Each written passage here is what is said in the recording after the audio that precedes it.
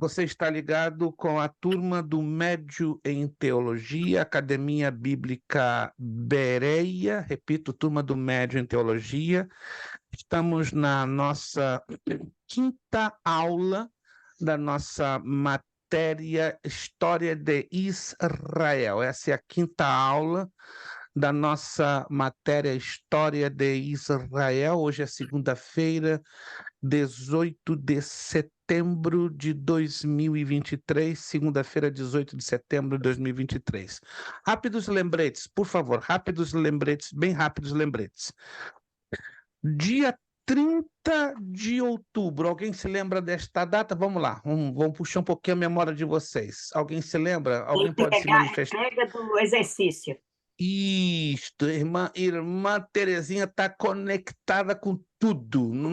Tirar a tomada da irmã Terezinha é difícil. Tirar a tomada de qualquer um, menos dela, né? Porque ela está conectada. Dia 30 de outubro é a data máxima para o aluno entregar o questionário que está no finzinho da apostila. Lamento de coração, entendo que todos nós temos tarefas, compromissos, problemas, mas como escola temos que funcionar com um certo nível de calendário, certo? Então, se você não entregar no dia 30 como máximo, nós não poderemos receber e você vai ficar sem nota nesta matéria. Se puder entregar antes, maravilhoso, mas não passa do dia 30 de outubro. Faça um esforço para dia 30 como máximo chegar até a mim ou pelo WhatsApp ou pelo nosso e-mail, mas não deixe passar do dia 30. A nossa última aula desta matéria acontecerá na próxima semana, segunda-feira. Eu já vou anunciar a próxima matéria aqui do Médio, enquanto eu estarei revezando com o irmão Kleber, voltando então no dia 2 de outubro, ou seja, 2 de outubro aqui começa a nova matéria com o irmão Kleber e eu volto para o bacharel revezando-me, né, no dia 2 de outubro e assim por diante. Perfeito. Vamos então na nossa apostila, página 12. Boa noite àqueles que ainda não saudei, né? Nosso irmão Jonatas, né? A tela dele tá tão, a tela do irmão Jonatas tá tão clara, meu Deus, parece que ele saiu de 4 para 8K, né? O irmão Jonatas tem os seus segredos, né? Claro, ele é um servo de Deus, ele é tão modesto que ele não revela os segredos dele, então ele deve ter feito algo diferente aí. Ele já tinha na manga guardado, não. Vou surpreender um dia e vou chegar com 8K. E hoje eu estou vendo aqui o 8K. Muito clara a sua imagem, não é normal. Muito clara mesmo. Parabéns. Não sei o que o irmão fez, mas tirou o segredo da manga. Mas vamos lá. Página de número 12. Estamos estudando a matéria História de Israel. Deixa eu fazer uma rápida revisão, né? Nós vamos abrir aqui uns slides que eu, inclusive, eu já postei no grupo, mas vamos aqui fazer uma rapidíssima revisão. Eu sei que a matéria de história, para muitos alunos de teologia, ela não é atraente, porque muitos não gostam, e é normal, né? Que muitos não tenham apreço, não tenham gosto, não tenham carinho, não tenham, sobretudo, interesse. Acham que é uma matéria maçante, chata, cansativa, mas vamos partir de um princípio bastante lógico. Nós não temos condições de saber o presente se nós não tivermos conhecimento do passado. Né? Muitas pessoas dizem, né, um jargão até um pouco pesado, né? Quem gosta de passado é museu, não é só museu, não. É quem necessita entender o presente para avaliar o futuro. E, sobretudo, em se tratando de Israel. Israel não é uma nação qualquer, não. Qualquer outra nação, Brasil, Espanha, Inglaterra, Itália, Grécia, mas Israel não é qualquer nação. Primeiro, é a nação escolhida por Deus para representá-lo aqui na terra. Segundo, por ser esta nação escolhida, tudo o que tem acontecido na história da nação de Israel, sim ou sim, que você aceite esse fato ou não, ela afeta, né, os destinos da humanidade, afeta a minha vida, a sua vida, a vida de todo o planeta Terra. Por isso que é importante que pelo menos nós cristãos que estamos batalhando em estudar a palavra, tenhamos uma noção da história de Israel. Ah, pastor, eu nunca vou gostar de história. É um direito seu não gostar de história. Agora, a história de Israel, quando você começa a entendê-la, já muda o aspecto. Deixa eu aqui apresentar os slides, isso aqui é importante, só para você ter a ideia da envergadura desta matéria. É apenas uma espécie de revisão. Vamos fazer uma rápida revisão sobre a história de Israel. Todos estão vendo os slides? Todos?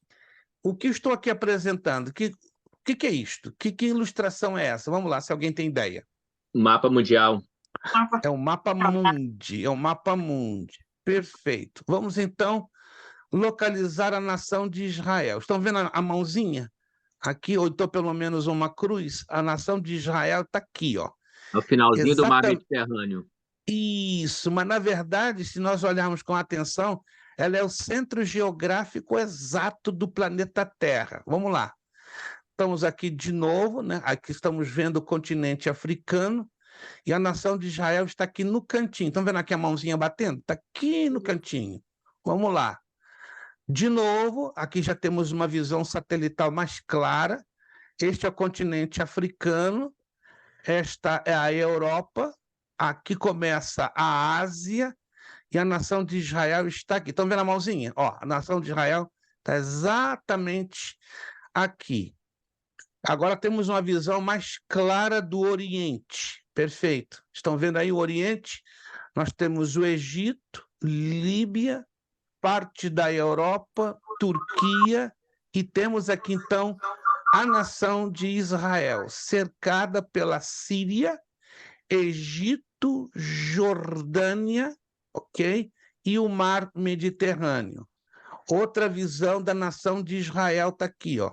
A nação de Israel, esse pedacinho afunilado que você vê, tendo o Egito ao lado, Jordânia de outro, Líbano e a Síria, tá? Então, esses são os países fronteiriços da nação de Israel, e um pedacinho de Israel se conecta, né, com a Arábia Saudita, bem aqui embaixo. As demais nações são as nações do Oriente Médio, né, que criam situações constrangedoras a Israel.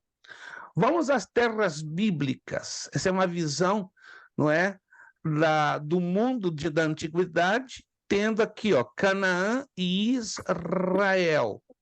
De novo, uma visão dos continentes e das regiões, e a nação de Israel está exatamente dentro do Oriente Médio.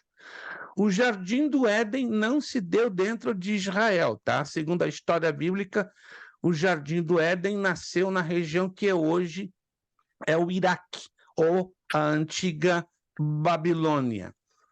O Monte Ararat, né? Ao contrário que muitos pensam que foi em Israel, não. O Monte Ararat está entroncado na parte nordeste da Turquia, tá? Só para você ter essa visão, porque é o local aonde encalhou a Arca de Noé. Temos aqui uma visão satelital de parte da Ásia e Europa. Temos a Turquia, o Mar Mediterrâneo, a ilha de Chipre e a nação de Israel, onde esta flechinha amarela aponta. E aqui temos o Monte Ararat, bem ao lado direito da Turquia. Aqui temos uma visão do Monte Ararat, a neve cobrindo, né, o Ararat e o pequeno Ararat. Então está esta região sobre 5.600 metros acima do nível do mar, e resíduos da arca se encontram exatamente nesta localidade. A Torre de Babel, lembrando, ela não foi levantada em Israel, mas na região que hoje conhecemos como o Kuwait.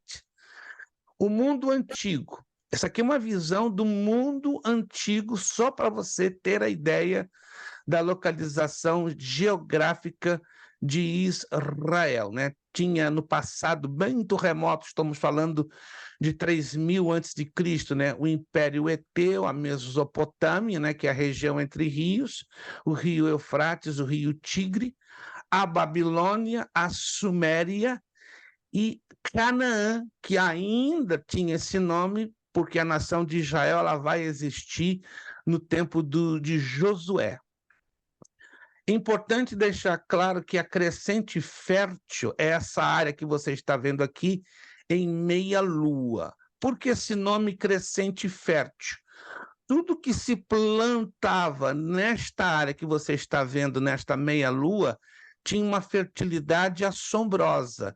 Isso incluía o norte do Egito, metade da nação do atual Israel, todo o Líbano, Síria, um terço da Jordânia, metade do Iraque, né, praticamente, né, e uma parte, e toda praticamente Síria. Então, esta é a região aproximada do chamado crescente fértil. De novo, dentro da configuração dos países atuais, né, que envolve Líbano, Israel, Síria, parte da Jordânia, parte do Iraque e uma partezinha bem pequena aqui no cantinho, na minha direita, do Irã. De novo, outra visão da crescente fértil, só que mostrando as principais cidades do mundo antigo, né? Que, lá no Egito temos Sais, Mênfis, Tebas, temos Tiro e Sidom, Biblos, Jerusalém, Damasco, Babilônia, Nínive e Assur.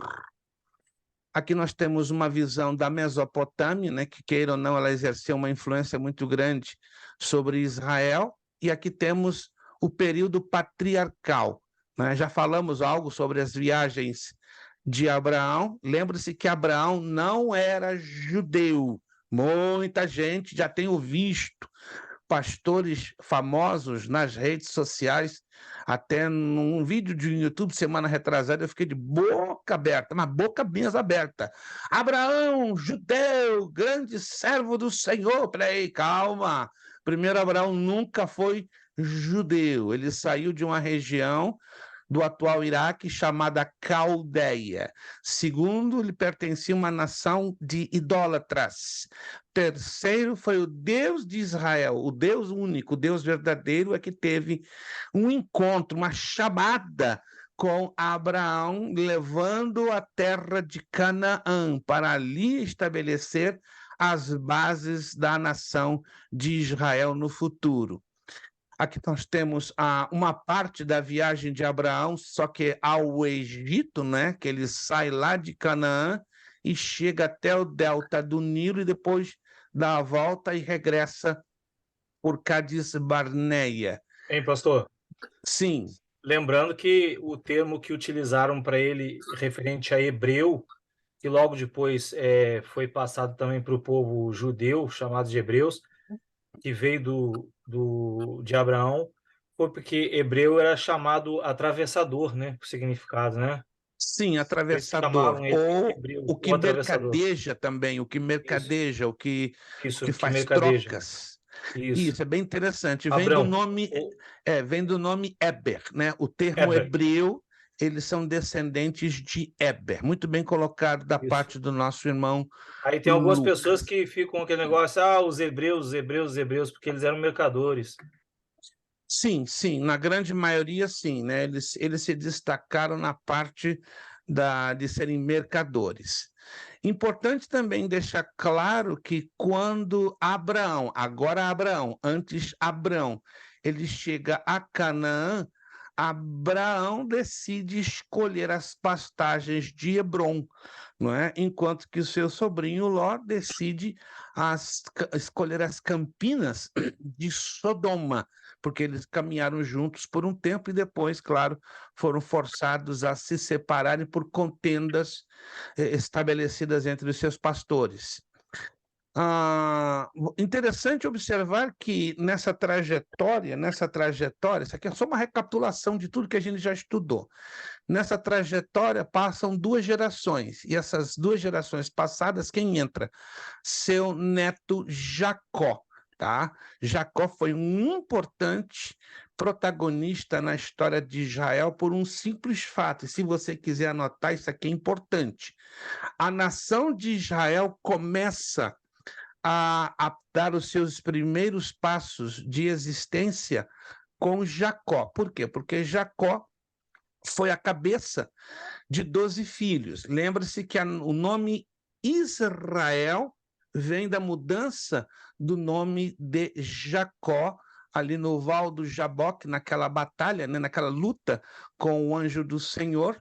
E lembre-se que as tribos de Israel, os nomes das tribos são originárias ou partindo dos filhos de Jacó. Agora, como nação, isso tem que ser anotado para não esquecer, a nação de Israel passa a existir quando Josué ocupa a terra prometida. As bases da nação de Israel, as bases, preste bem atenção que eu estou falando, as bases da nação de Israel, historicamente, começam com Jacó e seus filhos. Essas são as bases históricas, certo?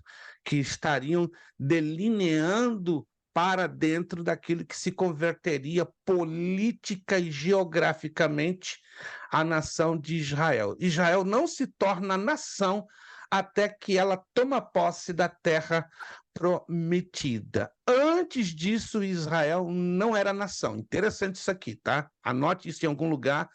Antes de Josué introduzir o povo em Canaã, na terra prometida, Israel não era ainda uma nação. Aí, voltando para o caso de Jacó.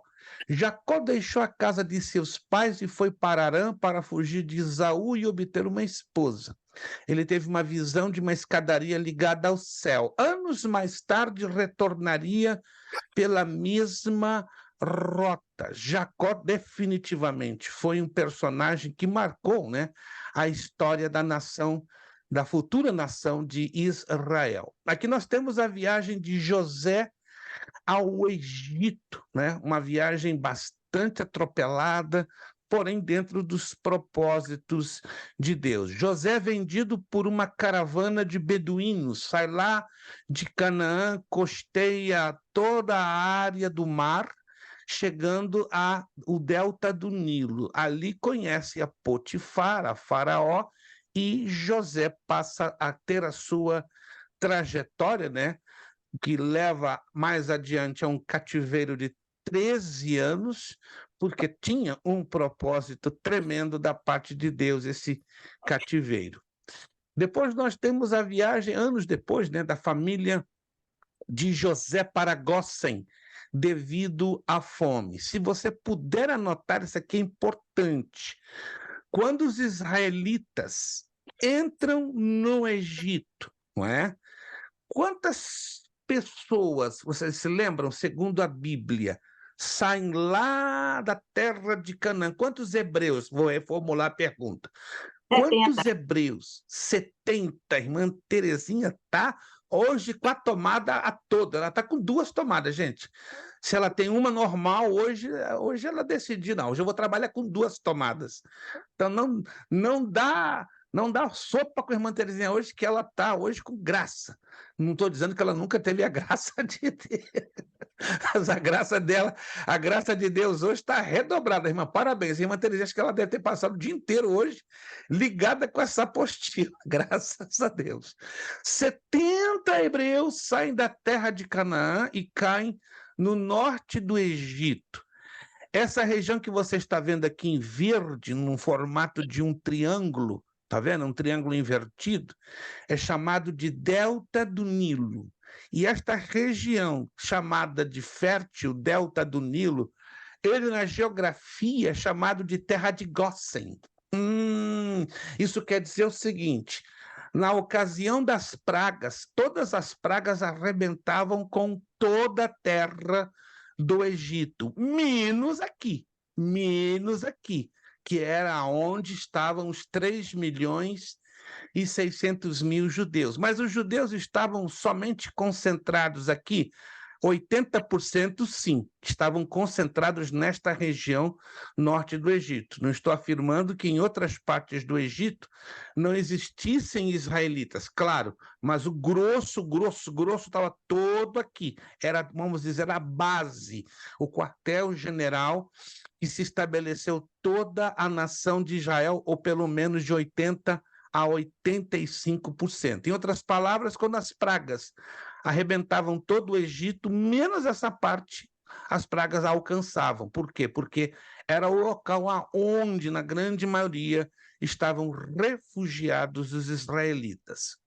Temos uma outra visão, essa é a visão da tradicional rota do Êxodo. Chama-se tradicional, porque ainda não tem uma ideia exata sempre. Aliás, um arqueologista britânico, em 1987, chamado Robert Wyatt, ele descobriu, através de várias pesquisas e de várias escavações, que esta rota, que ela é ensinada pela geografia secular, pela geografia bíblica, por tantos teólogos, ela não é correta, né? Porque o correto seria entrar pelo Golfo de Aqaba e para o outro lado, que aqui está, à minha direita, na mãozinha, na Arábia Saudita. Então, essa é a chamada tradicional, mas já se descobriu a verdadeira rota, né? Que, na verdade, a passagem do Mar Vermelho não se deu aqui, não. Muito tem se ensinado que tem sido no Canal de Suez ou no Golfo de Suez. Aonde eu estou aqui com a minha mãozinha é o chamado Golfo de Suez. Mas lembre-se que a expressão Mar Vermelho, isso é interessante, né? Quando nós estudamos história, puxamos geografia bíblica, não tem jeito. A expressão Mar Vermelha, em hebraico, é mar de canas, ou mar de canas vermelhas, certo? E a expressão Mar Vermelho não apenas abrange essa parte aqui, ó, você está vendo essa parte? Que é o Golfo de Suez, mas ela abrange as duas partes. Aqui, que é chamado o Golfo de Suez, e do outro lado é outro golfo, o chamado Golfo de Aqaba. Então, a combinação dos dois golfos, o Golfo de Suez à esquerda, do Golfo de Aqaba à direita, se dá Mar Vermelho. Muita gente aprende um pouco atravessado, pensando que Mar Vermelho é só essa parte aqui, ó, o Golfo de Suez. Não, são as duas partes, né? Isso aí já é geografia secular e concorda com a geografia bíblica. Então, a passagem definitiva do Êxodo se deu aqui em cima do Golfo de Aqaba e não em cima do Golfo de Suez. Mas isso aqui é a visão tradicional da rota do Êxodo. Essa visão ela existe há mais de 1.500 anos por A e B razões, mas que é uma distorção da própria história. Vamos entender o assentamento na Palestina, tá? Que essa é a tradicional rota do Êxodo e o assentamento na Palestina. Independente que esta seja ou não a rota correta, uma coisa é certa. Pela narrativa bíblica, eles caíram na cidade de Cádiz Barneia e aí foram entrando, até chegarem na região do Monte Nebo e atravessaram, claro, o Jordão até tomarem posse de toda esta região que é a terra de Canaã. Quando chegam no tempo de Josué, não é? No caso, Josué que introduz a nação dentro, né, da terra prometida, as 12 tribos são, então, repartidas. O território da terra prometida ela é repartida em 12 tribos. Manassés, Naftali, Issacar, Efraim, Benjamim, Simeão, Asser, Zebulon, Gad, Dan, Ruben e Judá. Minha pergunta, tem alguma coisa curiosa nesse mapinha e nessa distribuição das tribos? Eu acredito que sim, eu acredito que todos vocês já devem ter percebido que tem aqui algo curioso, e eu gostaria de ouvir da boca de um aluno. Vamos lá, o que você vê de estranho, de curioso? Aqui estão a distribuição, né, das 12 tribos de Israel, mas aqui tem pelo menos duas coisas bem curiosas. Vamos lá, se você consegue se lembrar olhando esse mapa. Pastor Bem Luiz, curiosa. na distribuição tem uma coisa que sempre me chama atenção, que é a correlação de um dos filhos de Jacó não estar presente, que é o da tribo de Levi, né? E assumindo dois filhos de José, né? Os dois filhos de José assumindo aí. É a única coisa que me chama atenção.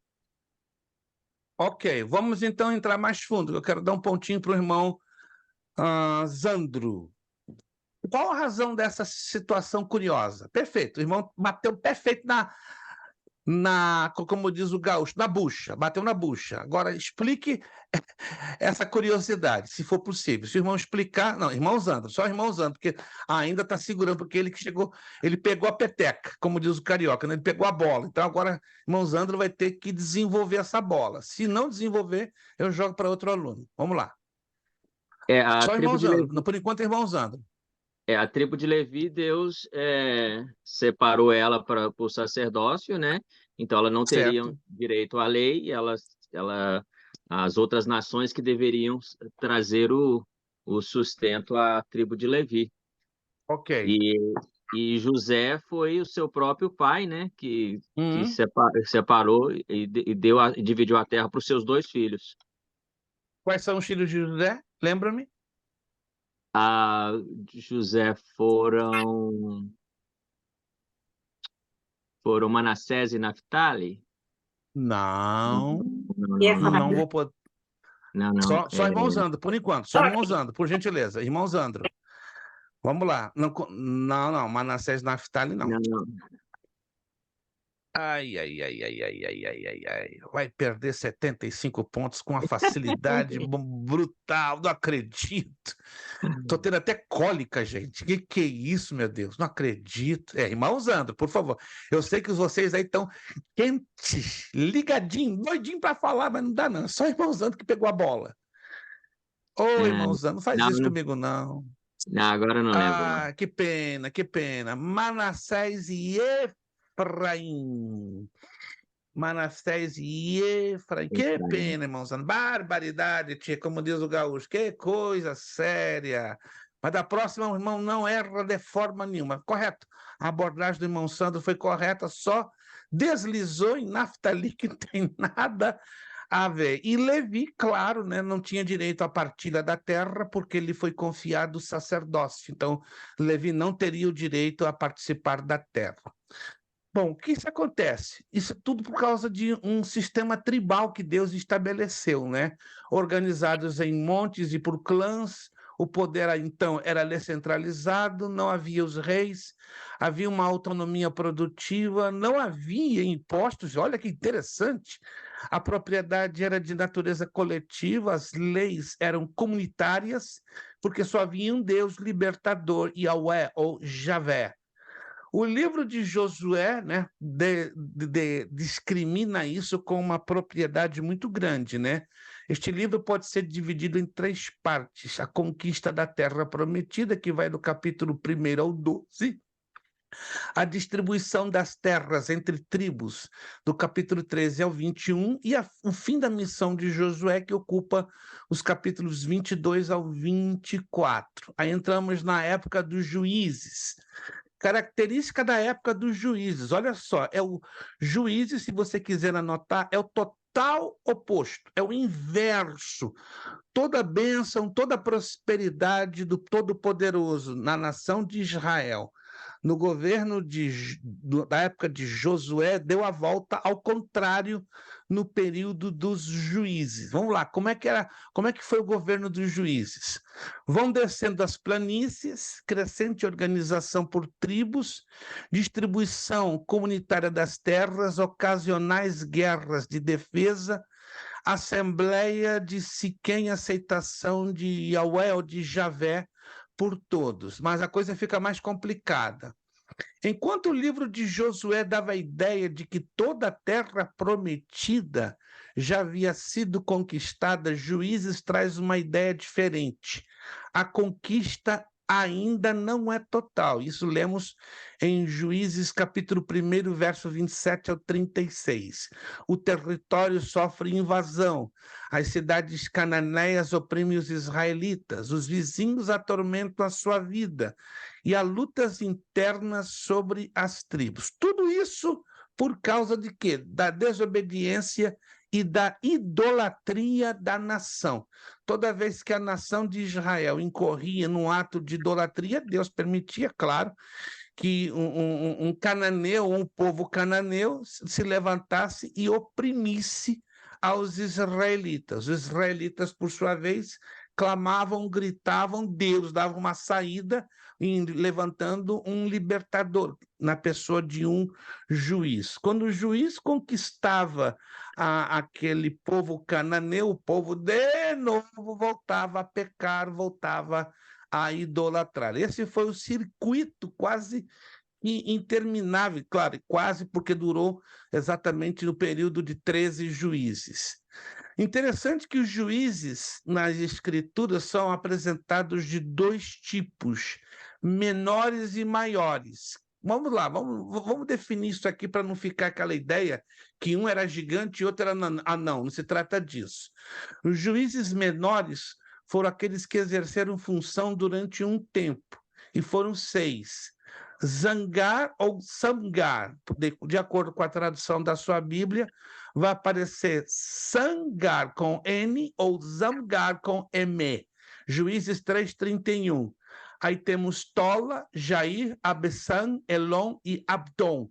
Estes são os que exerceram a função durante um tempo. Os juízes maiores são heróis tribais. Estes lideraram movimentos de libertação. Quem foram eles? Otoniel, uma outra tradução você vai encontrar Otiniel. Eud, em uma outra tradução da sua Bíblia, você vai encontrar como Aod. Isso aqui é importante, né? Porque, de acordo com a tradução da sua Bíblia, se ela é Almeida, revista atualizada, se ela é Almeida, revista corrigida, se ela é edição contemporânea, se ela é Almeida corrigida fiel, vai aparecer Eud ou Aod. Depois temos Débora, Gideão e Jefté e Sansão. Então, estes juízes são considerados juízes maiores. Eles lideraram movimentos de libertação. Interessante. Já esses outros menores, não. Eles exerceram as suas funções, mas durante um curto espaço de tempo.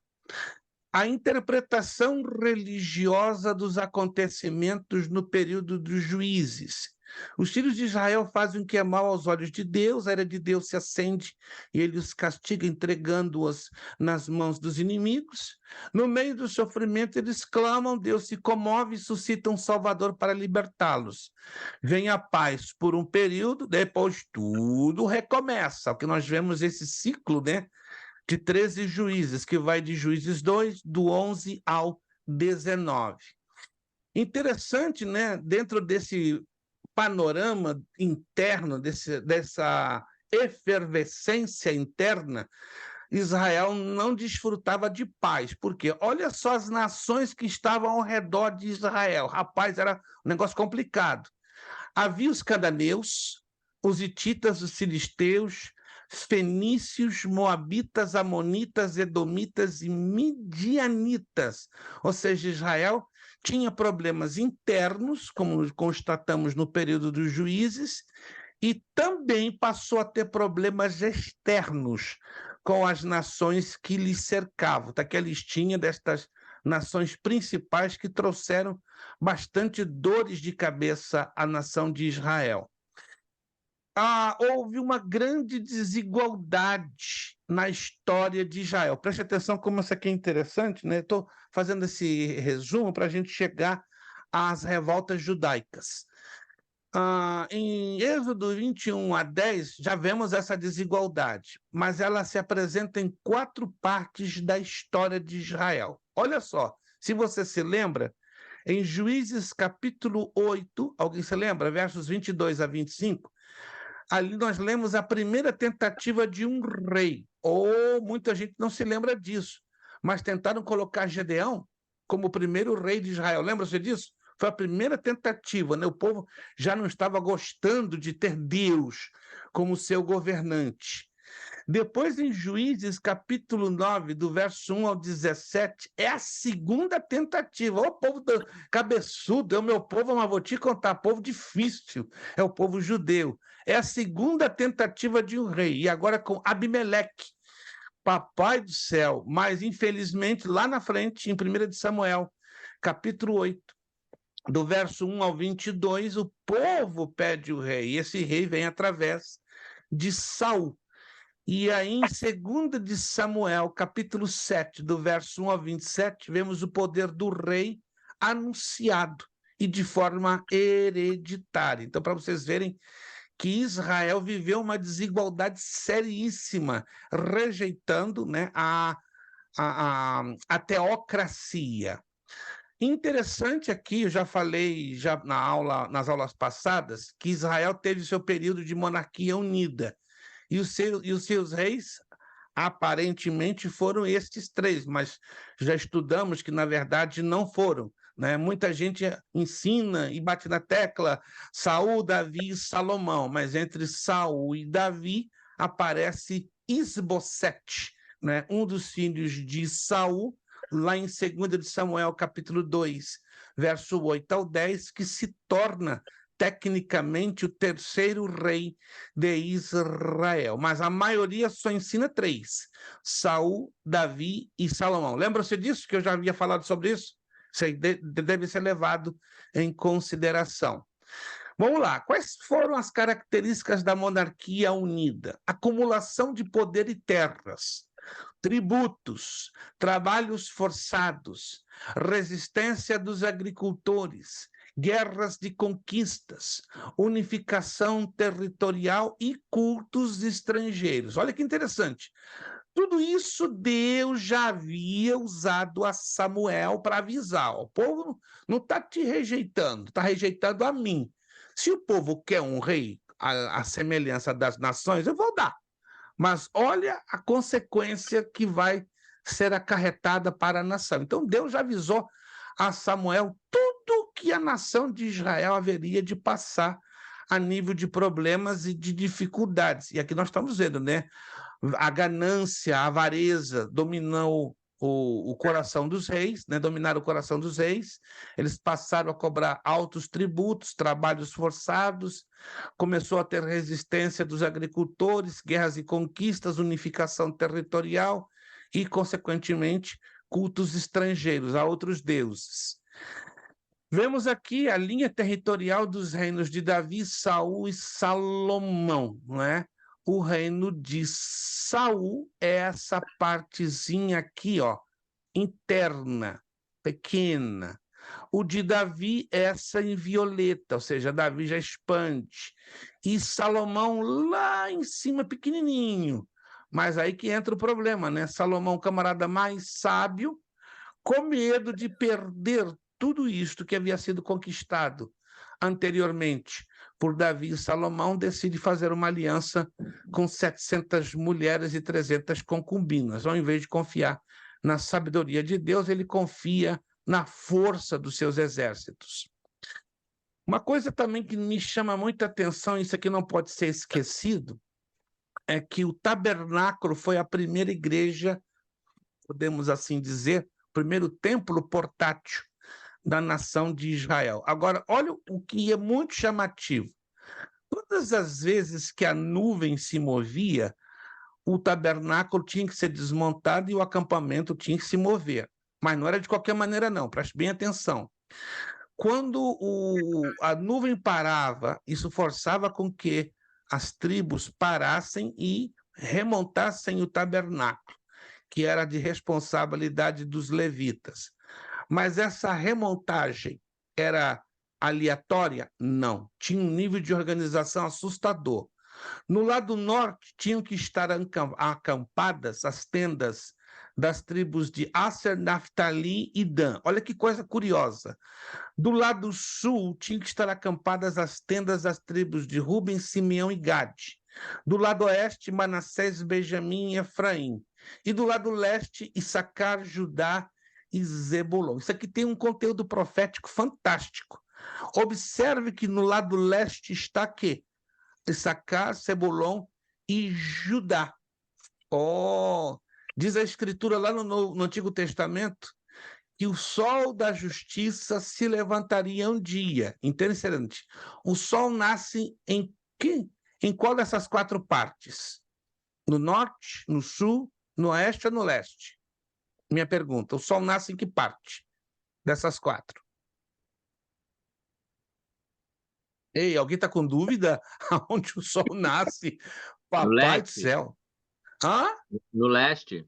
no leste. É coincidência que Judá está no leste? Não, porque prefigura profeticamente o sol da justiça e o cetro de Judá. Então, isso aqui tem um conteúdo profético maravilhoso. O tempo não me permite entrar nos detalhes do porquê no norte, Aser, Naftali e Dan. Por que no sul, Ruben, Simeão e Gade? Por que no oeste, Manassés, Benjamim e Efraim? Agora, posso adiantar vocês que no leste dessas 3 tribos, Judá está aqui exatamente para cumprir o seu papel profético, né, dentro das páginas do Antigo Testamento. Santuários e o Templo de Jerusalém. Isso aqui é importante, isso aqui dá uma confusão na cabeça daqueles que leem sobre a história de Israel e parece que faz um tipo de uma salada. Tinham 3 situações diferentes, preste bem atenção. A Arca da Aliança em Siló, alguns santuários importantes e a Arca da Aliança em Jerusalém. Vamos separar isso aqui, ó. A Arca da Aliança em Siló, ela está narrada em 1º livro de Samuel, capítulo 1, do verso 3 ao 11. É a única menção da arca na cidade de Siló.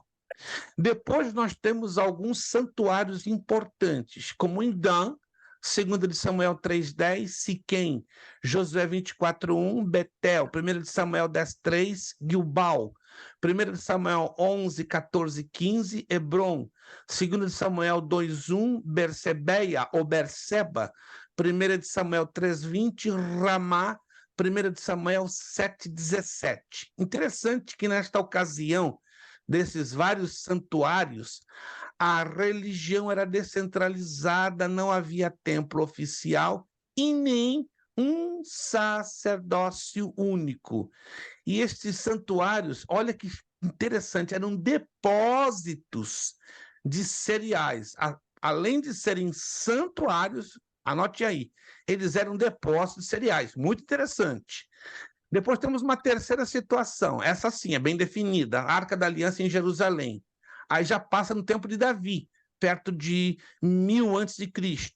Davi percebe a importância de um templo oficial para facilitar a unidade do país, dividido entre Siquém e Hebron, e leva então a arca para Jerusalém, segundo Samuel 6. Mas Deus não permite, como já sabemos, né, Davi edificar o templo, por uma razão. Qual a razão que Deus não permite Davi edificar o templo? Até o próprio Deus deixou bem claro. Sangue nas suas mãos. E isso, Davi derramou muito, matou muita gente, derramou muito sangue, e aí obstruiu nesse propósito de Deus. Temos a visão do tabernáculo, que é a chamada primeira igreja portátil, a entrada do tabernáculo, que é o átrio, né? Aí encontramos o altar do incenso, o lavatório de bronze, que também é chamada da pia, e o santuário propriamente dito, dividido em 2 partes, lugar santo e o lugar santíssimo. Esse é a disposição dos móveis. No átrio, o altar de bronze, o lavatório de bronze. No lugar santo, à direita, a mesa dos pães da proposição, à esquerda, o candelabro de ouro, que é o menorá, né? E no meio, tocando a área do véu, o altar do incenso. Lá dentro do lugar santíssimo, unicamente a Arca da Aliança. O Templo de Salomão, pouco parecido, sim, mas com as suas diferenças.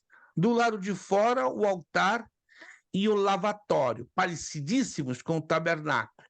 Mas o lugar santo e o lugar santíssimo tinham diferenças por causa de salas de armazenamentos. Então, estas são as diferenças e até mesmo no tamanho, né? O tamanho do Templo de Salomão era 40 metros, toda a parte que envolvia o lugar santíssimo e o lugar santo, certo? Mais 4,5 metros, que seria o espaço entre o lavatório, né, a pia de bronze e o altar. Então, o Templo de Salomão teve as suas diferenciações. Esse é o Templo de Herodes, bem diferente, muito diferente, né? Zorobabel levantou esse templo em 516 a.C., e Herodes, quase 350, 400 anos depois, faz uma remodificação, colocando o átrio de Israel, o átrio dos gentios, o átrio dos sacerdotes. Então, o templo de Herodes foi uma remodificação. A única coisa original foi o altar, que envolve o lugar santo e o lugar santíssimo. O resto foi tudo alterado por Herodes. Aqui uma visão do Israel no Templo de Salomão, os dois reinos, né? Já falamos alguma coisa. O reino de Israel, reino do norte, capital Samaria, 10 tribos.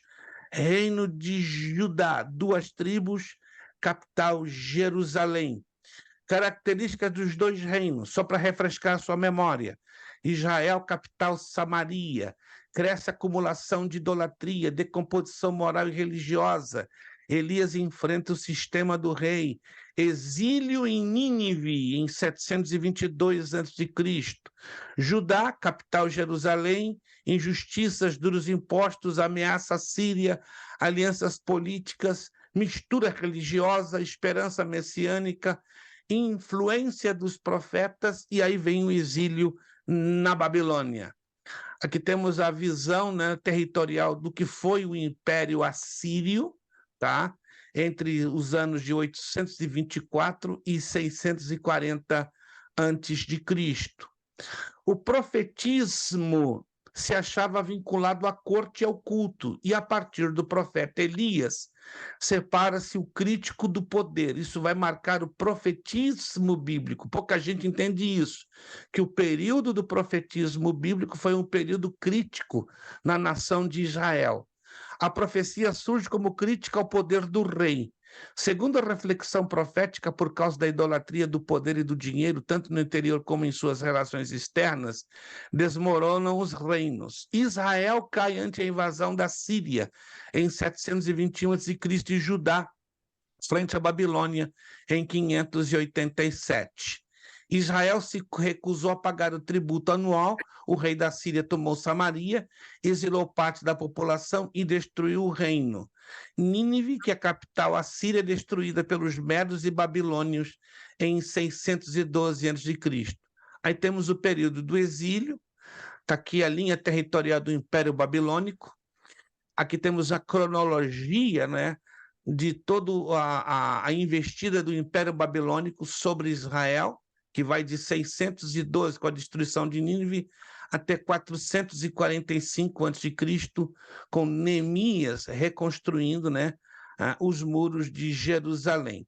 Temos aqui as características do exílio, tanto em Jerusalém como na Babilônia, e entra o período persa. Aqui estão os limites da geografia do Império Persa, enorme. Depois as características, tanto do seu retorno como da sua reorganização.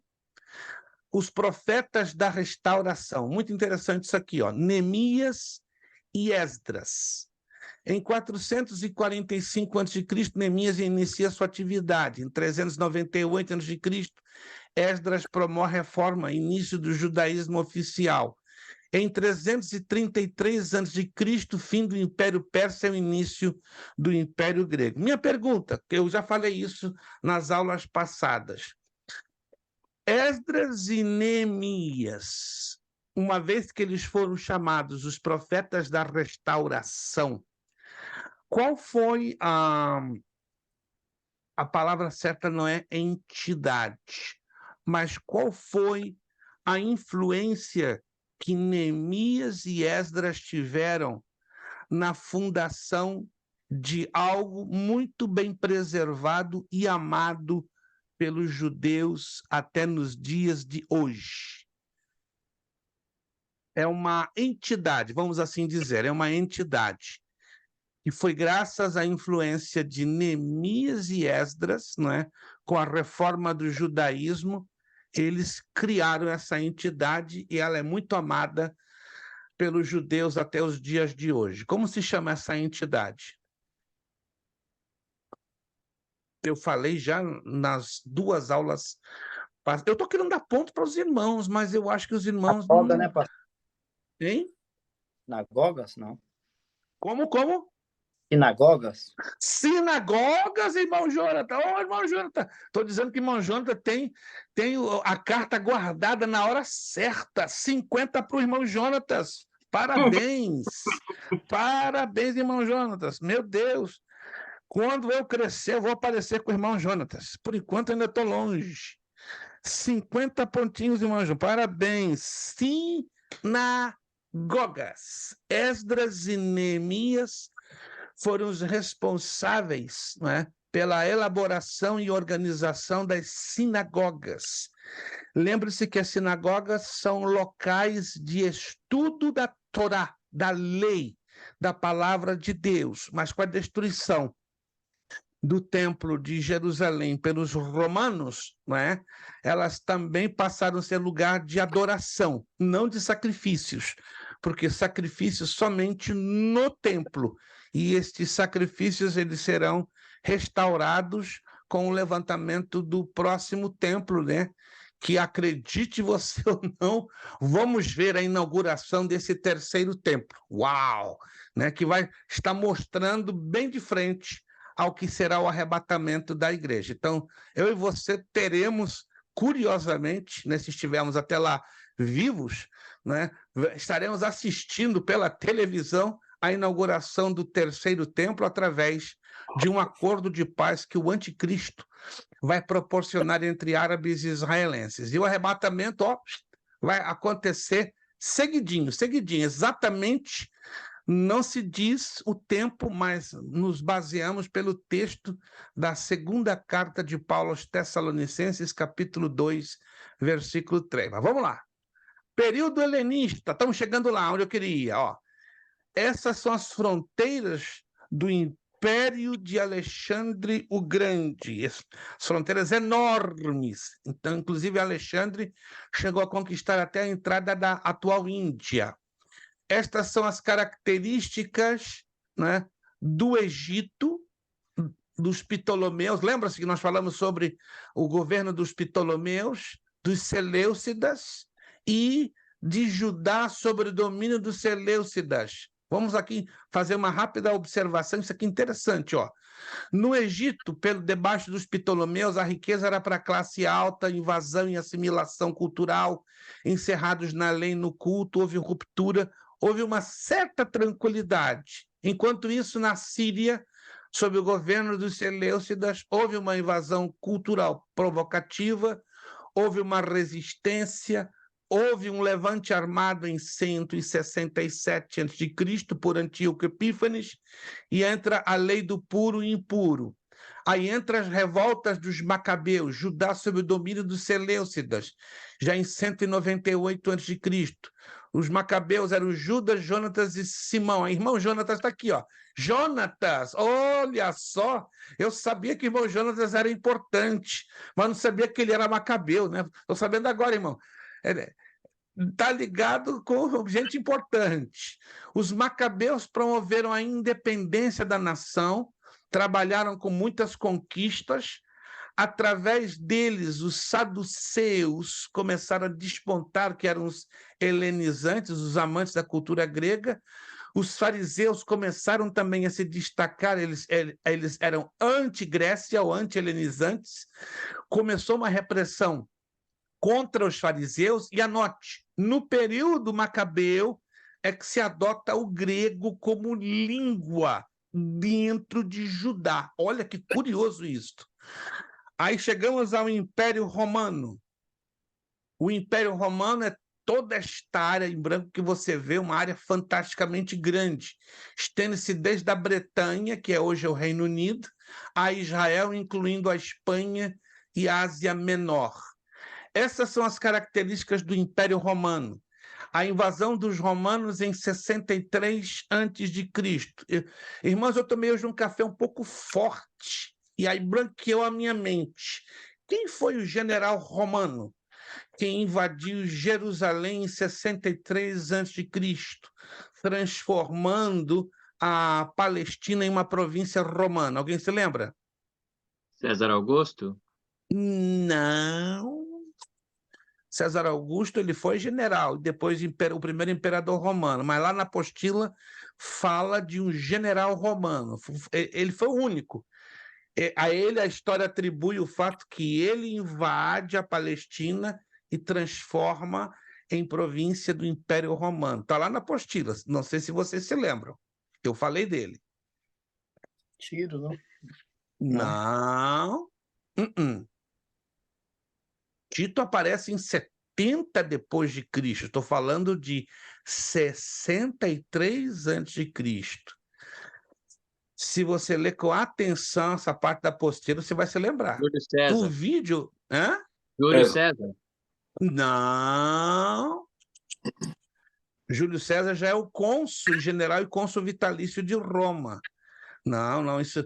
E ele é esfaqueado em 44 a.C. Estou falando quando os romanos invadem a Palestina. Tem um general que vai lá na frente. Pompeu, oh, meu Deus! Custou, irmã! Custou Pompeu! Oh! Só por causa desse esforço, irmã, leva 50 para casa. Meu Deus! Pompeu! Isso é importante, irmãos. Estamos estudando a história de Israel.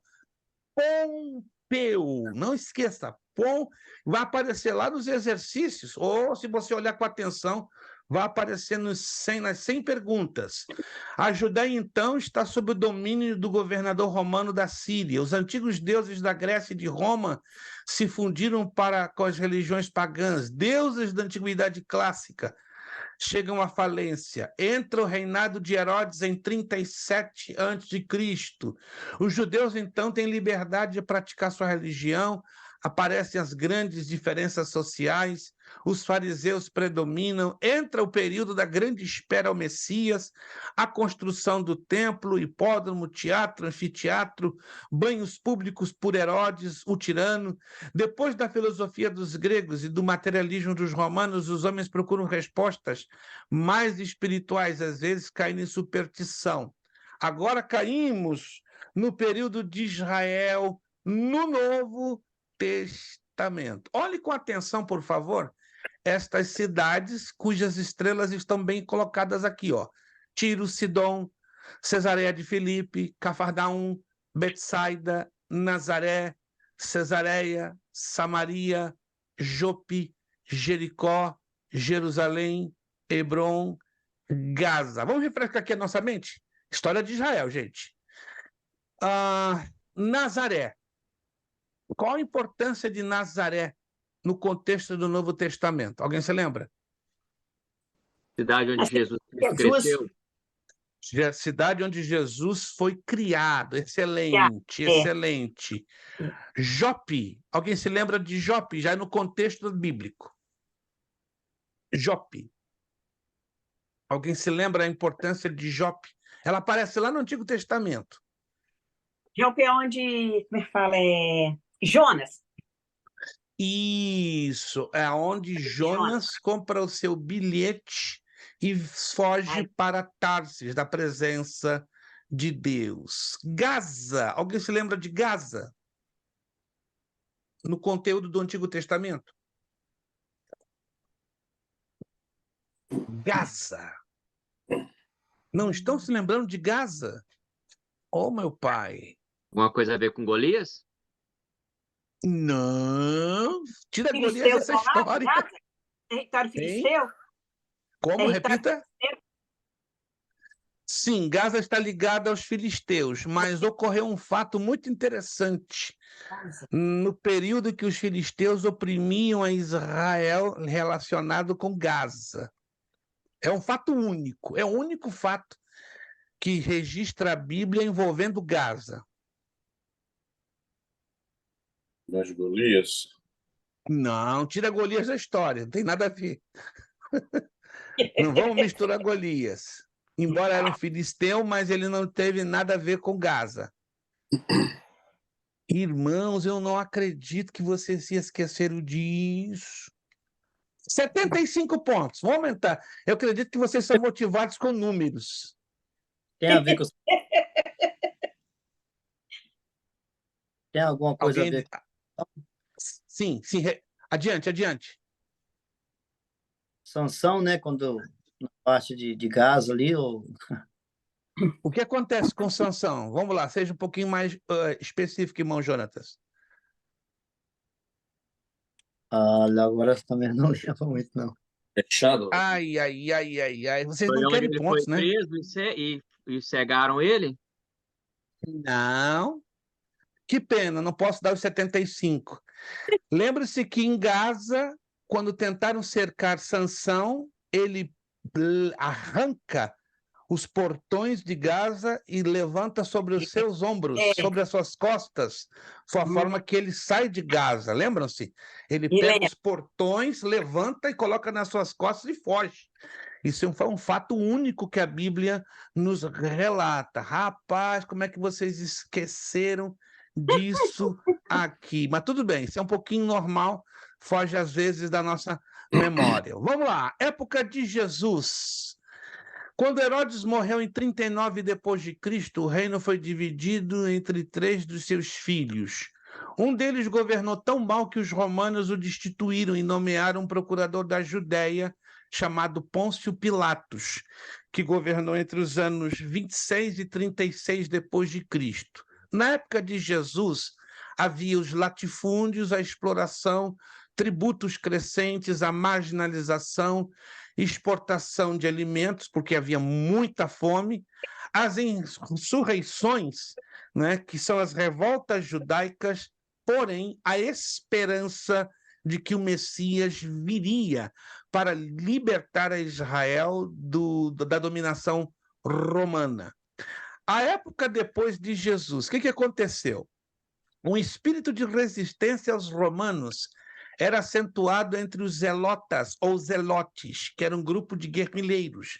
E foi esse espírito que levou à guerra judaica com a destruição de Jerusalém por Tito em 70 depois de Cristo e, consequentemente, a dispersão do povo judeu. Importantíssimo isso aqui, ó.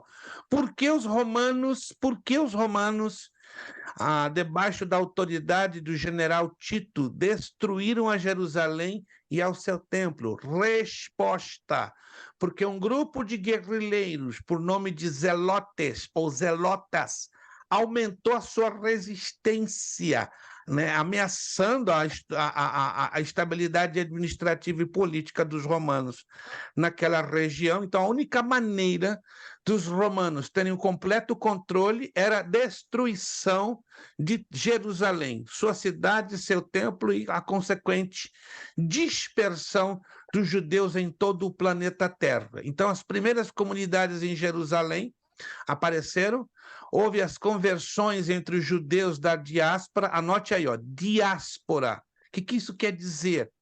Dispersão. A palavra grega é diáspora, que quer dizer dispersão. Foi o período, né, que os judeus foram dispersos.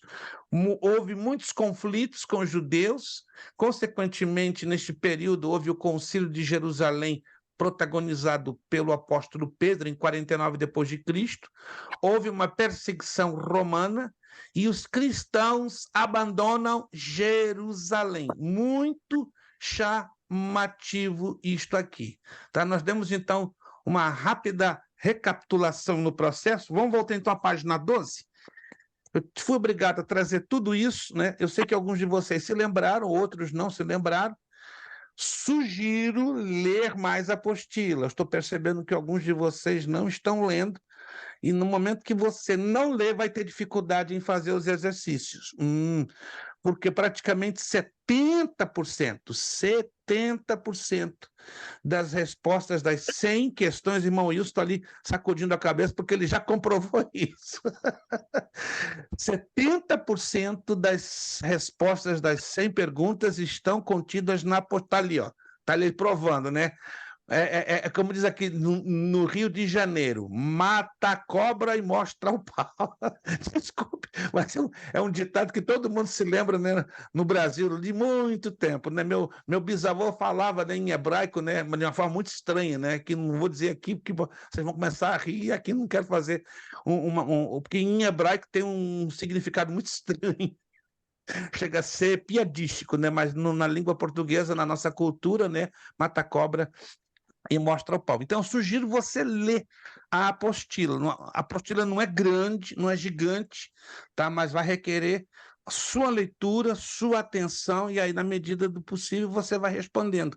30% do questionário você tem que fazer uma pesquisa na internet, entendeu? Então, eu não fiz uma apostila muito grande para facilitar tanto a sua leitura como a sua pesquisa, aqui como também na internet. Vamos lá na página 12, temos 22 minutos ainda de aula. Não faltaram movimentos internos que vinham no jugo romano uma opressão que precisava ser destruída, o que acabamos de falar agora há pouco. Pelo menos 3 destes estão descritos no Novo Testamento, e a eles refere-se também Joséfo. Recomendo, é uma recomendação, não é uma obrigatoriedade, tá? Se você quer entender com profundidade um pouco mais a história de Israel, lance mão de uma obra chamada História dos Hebreus. Quem já ouviu falar desta obra, A História dos Hebreus, de Flávio Joséfo? Irmão Sandro tá lá e... Eita, irmão Wellington! E essa edição nova, hein? Fresquinha, tá quente, tá queimando a mão do servo de Deus. Essa edição aí tá fantástica. É grossa na terra, mas olha, tudo que você precisa para entrar na profundidade da história da nação de Israel está todo contido neste livro, que tecnicamente é chamado Antiguidades, mas popularmente ganhou o nome História dos Hebreus. Não é uma obrigatoriedade, mas eu recomendo, você que gosta de ler.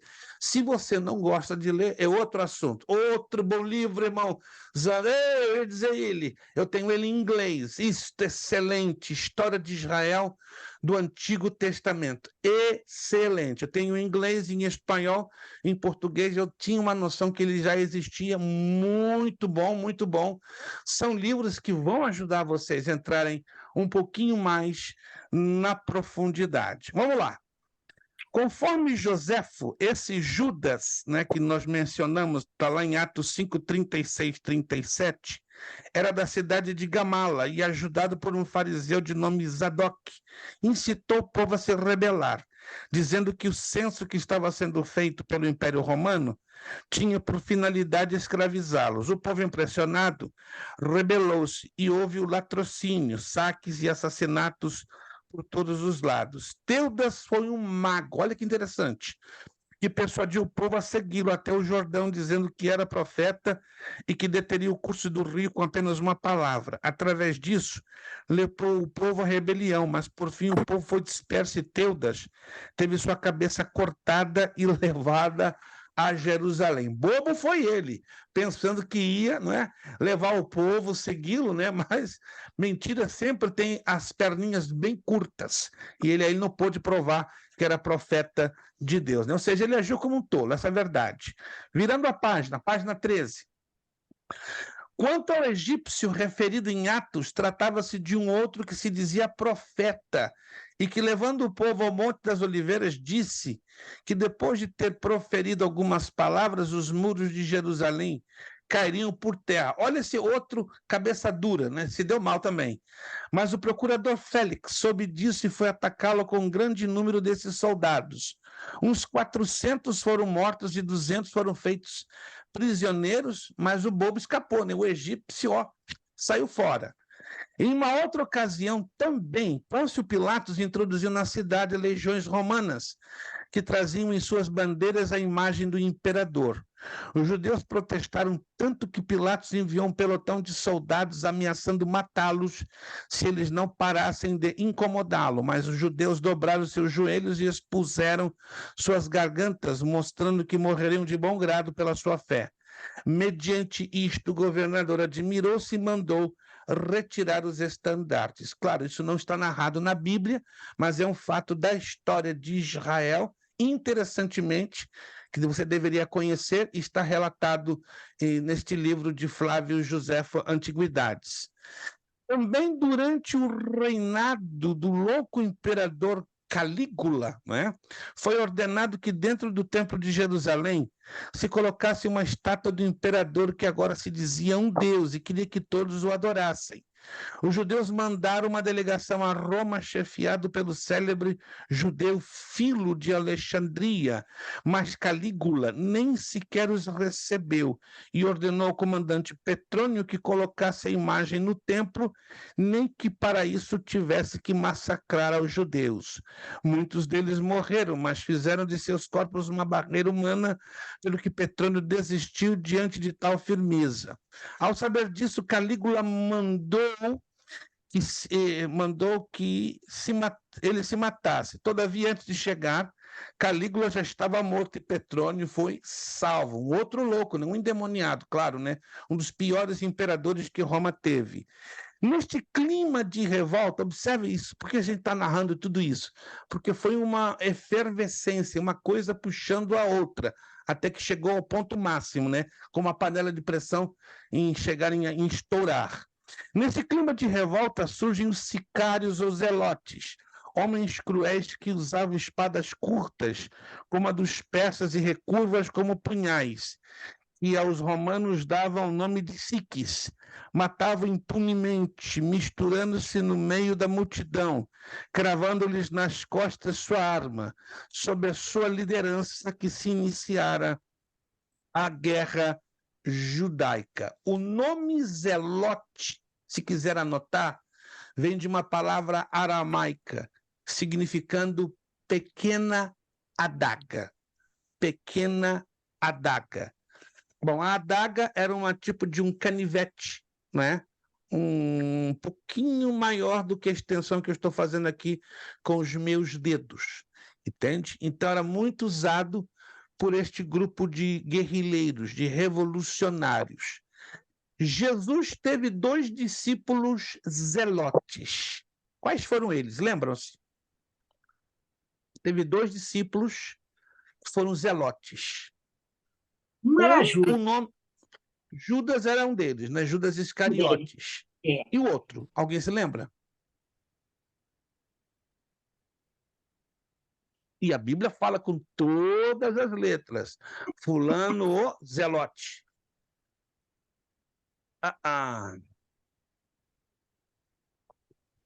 Não estão se lembrando.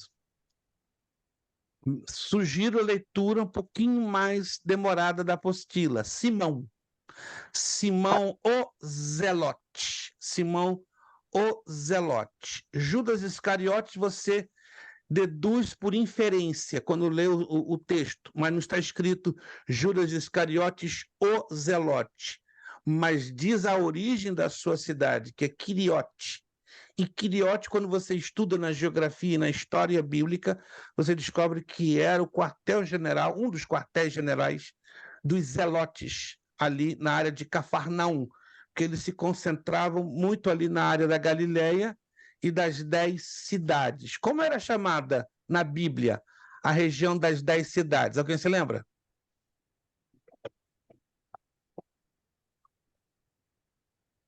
Não estão se lembrando? A Bíblia fala que tinha uma região lá na Galileia, bem do ladinho da Galileia. Era chamada região das 10 cidades. Como era chamada na Bíblia? Decápolis. Decápolis. Procura anotar isso aí. E é resposta ou é pergunta do questionário. Irmãos, eu estou de propósito fazendo perguntas que estão dentro do questionário. Se você está ligado ou não, eu não sei. Só sei que se você fazer uma revisão do vídeo desta aula, vai te ajudar. Tá? Eu tô dando aqui de bandeja praticamente respostas de várias perguntas. Quem me conhece, né, conhece a minha forma de ensinar a palavra de Deus, eu lanço essas perguntinhas no ar de propósito, para averiguar quantos de vocês estão lendo ou não a apostila. E é fácil, irmãos. Alguns eu sei que estão lendo, estão suando a camiseta e outros não. Por favor, não entenda isso como uma crítica ou uma recriminação. É para o bem de vocês, isso vai ajudar vocês na resposta do questionário. Agora, se você não lê a apostila, não se dedica um mínimo de 30 minutos por semana, nem Deus, pelo seu Espírito, vai fazer um milagre na sua vida. Aí quando chegar no dia 30, pastor, eu não fiz o questionário. E eu não vou te dar prorrogação, pode acreditar. É um tempo já bastante considerável, né? De hoje a 30 de outubro é um tempo.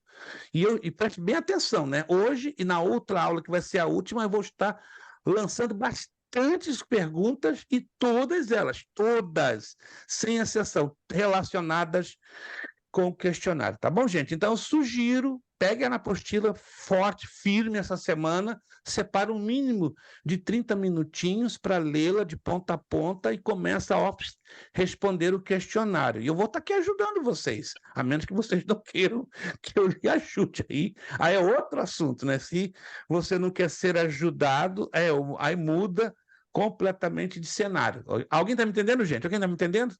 Eu quero que todos estão me entendendo. Isso. Minha intenção sempre foi, sempre será de ajudar, mas eu só posso ajudar a partir do momento que o aluno também corresponde a essa ajuda. Se o aluno não corresponde à ajuda, fica um pouquinho difícil, quase impossível. Mais 12 minutinhos e já terminamos a nossa aula. Vamos lá. Houve também, por ocasião de uma doença de Herodes, alguns judeus que subiram no portal do templo e arrancaram e destruíram uma águia de ouro, símbolo do poder romano, que o rei Herodes havia mandado colocar. Conforme uma nota do historiador inglês Edward Gibbon, Tácito chama de Bellurum Deus. Era adorada pelos soldados juntamente com outros deuses. Por causa disto, foram presos uns 400 judeus e os responsáveis foram mortos. Poucos de vocês talvez sabiam disso, né? Que no templo romano, Herodes mandou colocar uma águia romana. Olha que loucura, isso já é o início de uma profanação, nada comparado ao que o anticristo vai fazer dentro do terceiro templo, o templo da tribulação. O cerco e a queda de Jerusalém. Eu não vou entrar em detalhes, porque isso aqui é muito detalhe, eu não quero tomar muito tempo na aula de hoje, né?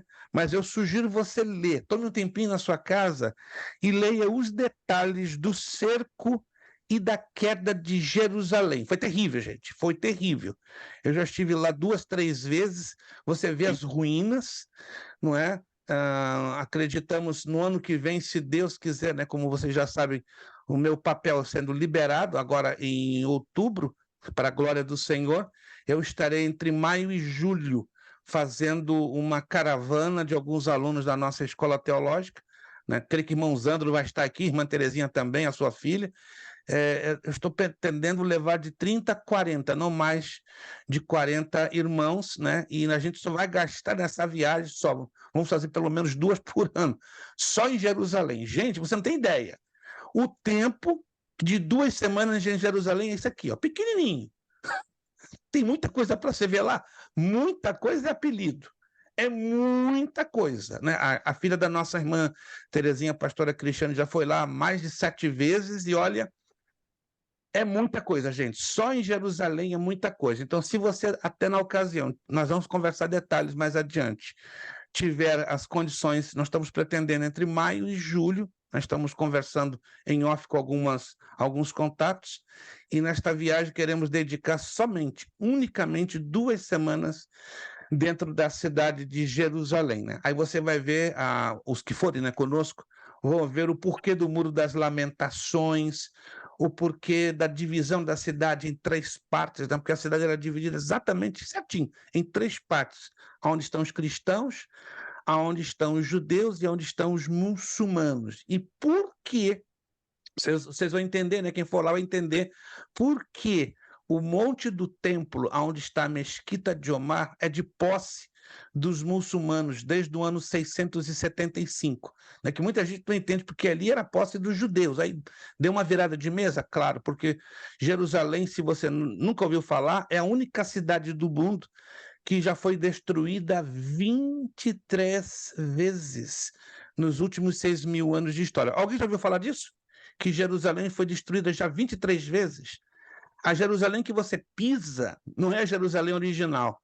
Debaixo da que você pisa tem 22 camadas. Que é impressionante. Você vai descendo até mais ou menos 80 metros abaixo do nível do solo, onde está a primeira camada que revela a Jerusalém de 6.000 a.C.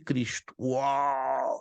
E isso você vê isso com clareza em todas as ruínas arqueológicas. Já estive lá 2 vezes, então agora vai ser a 3ª vez, né? E teria a alegria, né, de ter vários de vocês ali conosco. Mas fique tranquilo, você que já tem o seu documento, fique tranquilo. Se você ainda não tem, estamos orando para Jesus fazer um milagre de 2024 Eu tive você lá. receber. Irmão Wellington, eu não esqueci do irmão, não. É que eu estou tendo dificuldade de falar com o meu paralegal. Ele está tendo dias apertadíssimos. Ele só me responde por mensagem de mas amanhã ele vai me chamar às 5 da tarde para eu conversar com ele. Aí eu já adiantei o assunto e aí eu vou falar da sua pessoa, mas ele é bem ocupado mesmo, né? Falta de Eu tive boa lá vontade. também, pastor. Como? Eu tive lá também em Israel. A senhora já esteve lá, que lindo, uau, uau. E tivemos também, conhecemos as 7 igrejas do Apocalipse. Isso na Turquia, Na Turquia. Tivemos Mas lá em Jerusalém também. a senhora deve ter passado lá bem rápido, né? Acredito, bem rápido. Nós ficamos foi uma viagem de 10 dias. Só em Jerusalém ou não? Não, Jerusalém e também na Turquia. Conhecemos as 7 Sim, igrejas do mas em Apocalipse. Jerusalém, a senhora se lembra quanto tempo a senhora ficou? 2 dias, Nós 3 dias, ficamos 5 4 dias? dias. 4 dias. É pouquinho. O meu plano é estar 14 dias só dentro de Jerusalém, só dentro. Aí vocês vão conhecer coisas que nunca viram. E em 4 dias se conhece 1%. 1% só. 14 dias, uns 40% aproximadamente, vocês vão conhecer. Para Gente, conhecer deixa eu as 7 só... igrejas. Porque As as 7 7 igrejas eu igrejas do Apocalipse conheço na demora. Turquia. Já estive As lá 7 3 igrejas vezes. É conhecidas muito bonito, é demora. muito bonito. De todas as igrejas, a melhor preservada é de Éfeso. Melhor, pelo menos do meu ponto de vista. É a melhor. As demais outras estão bem em ruínas, mas a de Éfeso tem aqueles caminhos bem, assim, bem orientados, as A colunas de lado a Éfeso, lado, os caminhos muito bem delineados. É muito bonito mesmo, né? Mas as outras estão bem assim arruinadas. Deixa eu aqui ler esse texto para vocês entenderem a destruição de Jerusalém segundo a Bíblia.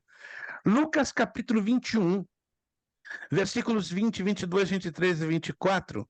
E olha que interessante, Deuteronômio 28, 52, 53, 56 e 57.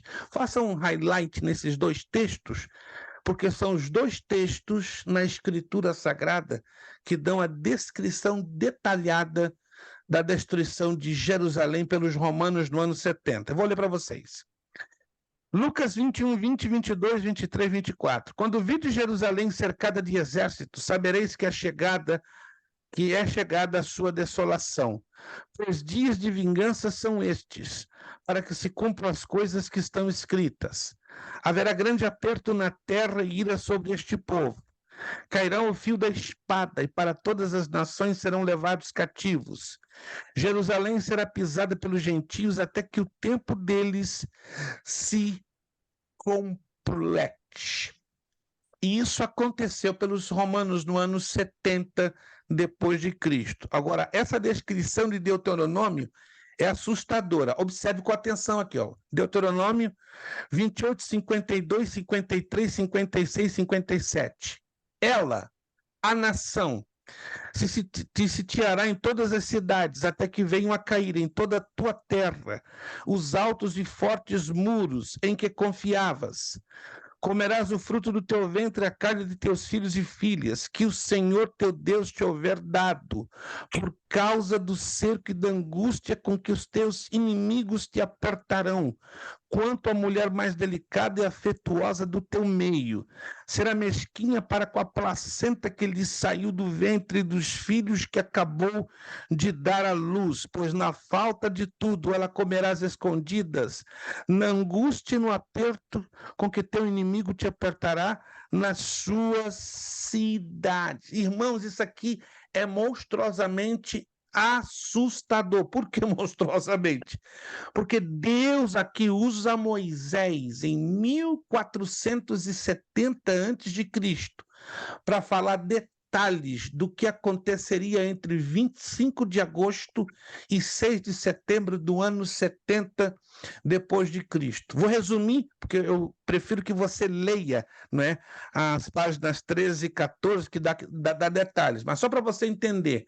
O cerco que os romanos fizeram sobre Jerusalém foi tão agressivo, foi tão bárbaro, foi tão cruel, que toda a cidade perdeu a capacidade de ter comida. Os romanos fecharam todas as brechas possíveis, o povo ficou sem acesso a ter comida, os romanos pressionaram de tal maneira que a fome começou a desesperar as pessoas, a tal ponto que aqui está dizendo, as mulheres comiam os seus próprios filhos.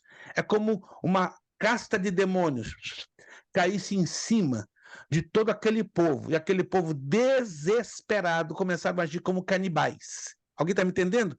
Como canibais. Mulheres grávidas eram mortas ao fio da espada por outras mulheres. Para quê? Para arrancar o feto e a placenta para servir de alimento. É uma coisa demoníaca, mas isso aconteceu nas 2 últimas semanas do cerco a Jerusalém. Foi terrível, irmãos. Tudo que Deuteronômio 28, 52, 53, 57, né, com uma distância de mais de 1.500 anos na história, profetizou, aconteceu. Havia formas de isso ser evitado? Sim. Se o povo cresce em Jesus Cristo como Messias de Israel. Mas lembra-se que quando Jesus estava na cruz, o que os judeus disseram praticamente antes de Jesus expirar? Caia sobre nós e sobre nossos filhos o teu sangue. Eita, isso aí fechou. Isso aí foi o final de tudo. Acreditamos que até antes disso havia uma chance de arrependimento. Mas vamos ser bem claros, irmãos. Tinha que tudo isso acontecer, sim, porque já estava profetizado. Ele veio para o que era seus e os seus não o receberam. Então, a rejeição da nação de Israel a Jesus Cristo, infelizmente, tinha que acontecer. Já estava escrito. Não porque Deus houvesse predestinado, vamos dizer assim, cruelmente a nação de Israel a esse caminho. Eles escolheram. É uma questão do livre-arbítrio. Alguém entende o que quer dizer o livre-arbítrio? A escolha. Eles fizeram uma escolha, eles decidiram rejeitar a Cristo. Hoje, cada um de nós colhemos consequências das nossas escolhas. Hoje não é diferente, entende? Há algumas lutas, problemas, tribulações, aflições que passamos na vida é porque o ser humano tem dificuldade em admitir, né, pelo seu próprio orgulho pessoal. Mas tem situações na nossa vida que custa, passa um tempo até que Deus, pelo seu Espírito Santo, faz com que a nossa ficha caia. Opa! Eu estou passando por isso e por isso, porque lá atrás o que eu fiz? Eu semeei, e agora estou colhendo. Tem lutas que, claro, não é questão da semeadura, da colheita de uma semeadura, mas tem situações que nós, como seres humanos, custamos em admitir, como fosse consequência dos nossos erros. Gente, já são 10:01, então minha sugestão, leiam a página 13, a página 14, né, que vai dar a descrição detalhada, né, que eu não posso aqui me delongar, só dei apenas um rápido resuminho da destruição e o cerco e a queda da cidade de Jerusalém. Na próxima aula, a gente vai entrar no período histórico, ou seja, o que acontece depois do ano 70 depois de Cristo. Aí nós vamos falar, né, dos novos centros da diáspora, como os islâmicos tomam posse da Terra Santa. Aí entra a Igreja Católica Romana. O que a Igreja Católica faz? Ela cria um movimento chamado as Cruzadas. Alguém já ouviu falar das Cruzadas? As Cruzadas foi um movimento que o Papa Urbano II, em 1095, na era cristã, decide enviar para a Terra Santa com o argumento de protegê-la dos infiéis. Quem eram os infiéis? Os islâmicos, mas isso é uma fachada. O objetivo da Igreja Católica era roubar todo o ouro, todos os tesouros que estavam dentro de Jerusalém. E aí foram 9 cruzadas e uma guerra sangrenta entre católicos, judeus e islâmicos. Vamos falar sobre a era islâmica. Vamos falar também os judeus na Europa até 1492. Vocês vão entender por que a Espanha hoje é uma nação, vamos bem abertamente dizer, amaldiçoada. Se você olhar para o quadro social, político da Espanha, embora é uma das nações mais ricas da Europa, mas é uma nação que está sempre em turbulência social e política. Por qual razão? Porque eles expulsaram mais de 3 milhões de judeus no ano de 1492, através dos reis católicos Fernando de Aragão e Isabel de Castilha. Então nós vamos falar qual a influência da nação de Israel na Península Ibérica, na Europa e também no mundo. Vamos falar o período moderno da nação de Israel, como ela renasce em 1948. Então vamos dar uma rápida abordagem até mesmo do período do Holocausto. Para terminar, tem muita gente que não crê no Holocausto. Muita gente não crê que os judeus foram arrebentados pelos nazistas. Eu já estive 2 vezes em Auschwitz, no sul da Polônia, e ali tem um monumento, né, chamado Monumento e Museu do Holocausto. E ali tem uma muralha. Você pode consultar isso na internet. Tem um paredão, né, dividido em 2 partes, enorme, com os nomes de todos os que pereceram no Holocausto. E ali, em 1989, eu tive, vamos dizer assim, não o prazer, porque isso não traz prazer, mas o privilégio de encontrar o nome do meu tio-avô, colocado entre aqueles que foram sacrificados em Auschwitz pelos nazistas. Então está lá o nome do meu tio-avô, não é? Yohanan Bar-Mitz Massená. Tá bem claro ali o nome dele. Eu fiquei bastante emocionado quando encontrei o nome dele, e daí eu continuei fazendo outras pesquisas, mas é um local feio, um lugar pesado, certo? Mas que houve a realidade do Holocausto, eu lhes asseguro que sim. Nós vamos estudar um pouquinho sobre isso na próxima aula. Perfeito, meus irmãos. Próxima aula será a nossa última aula da história de Israel. Por favor, leiam um pouquinho mais a apostila, leiam. Vou continuar lançando perguntas para ajudar vocês na realização do questionário. Não se esqueça, 30 de outubro, data máxima. Se quiser entregar e puder entregar antes, amém. Passou do dia 30, eu já não posso mais receber. Quero agradecer a todos que puderam estar na aula de hoje, irmão Wilson, irmã Terezinha, irmão Wellington, irmão Jonatas, Deus abençoe. A nossa irmã Leidiane, Rodney, Deus abençoe. Vai dar tudo certo, Rodney, as coisas vão se encaixar com a graça de Deus. Eu sei que é difícil, é muita luta, é muita prova, mas conte conosco no que estiver ao nosso alcance, estamos aqui para te ajudar. Irmão Lucas, parabéns, eu gostei desta camiseta, não é para qualquer um não, né? É coisa de Marajá mesmo. Irmão Zandro, obrigado pela sua participação, pelo seu grande esforço, Deus os abençoe, e a você que já fez o pagamento da mensalidade do mês de setembro, quero muito lhe agradecer, e você que ainda não fez, por favor, não deixe passar do dia 30 para não haver acumulações e a multa, né? Que fica um pouquinho desagradável, alguns pagando a multa de $10. Qualquer dificuldade é só falar conosco para a gente negociar um prazo um pouquinho maior, né? Para não haver acumulações. O problema é quando acumulam 2, 3 meses aí, infelizmente a gente não tem pastor? como negociar, porque nossa escola depende, né, das mensalidades para manutenção e até mesmo a existência da nossa entidade de ensino. Vamos agradecer ao Senhor nosso Deus com uma palavra de oração. Vou pedir nosso irmão Jonatas Araújo, por favor, levante a sua voz, abra o seu áudio, e ele estará, então, agradecendo a Deus pela aula de hoje. Muito obrigado a todos vocês. Não se esqueçam, próxima aula, 25 de setembro, nossa última aula desta matéria, e eu estarei anunciando a próxima matéria, e aí estará o irmão Kleber Tomás da Silva com vocês por mais uma matéria. Muito obrigado a todos, Deus os abençoe. Irmão evangelista Jonatas, nos levando a Deus em oração. Senhor nosso Deus, nosso Pai, nós queremos te agradecer, Senhor, pelo dia de hoje, pela aula, também pela vida do nosso professor, pastor Luiz Pré, a sua família, ao evangelista Kleber, Senhor, continua guardando também a cada aluno, as suas famílias, que a tua boa mão nós, meu Pai. Nos dá uma noite tranquila, debaixo da tua potente mão. Nós te agradecemos por tudo, em nome do Senhor. Amém. Amém. Amém. Nosso lema: seriedade, Seriedade. seriedade, compromisso, Compromisso. disciplina, Disciplina. seriedade, Verdade. Seriedade. compromisso, Compromisso. disciplina, Disciplina. seriedade, Seriedade. compromisso, Compromisso. disciplina. Disciplina. É necessário que ele cresça, É necessário que ele cresça.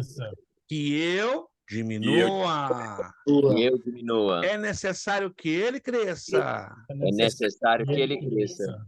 e que eu diminua. E que eu diminua. É necessário que ele cresça É necessário que ele cresça.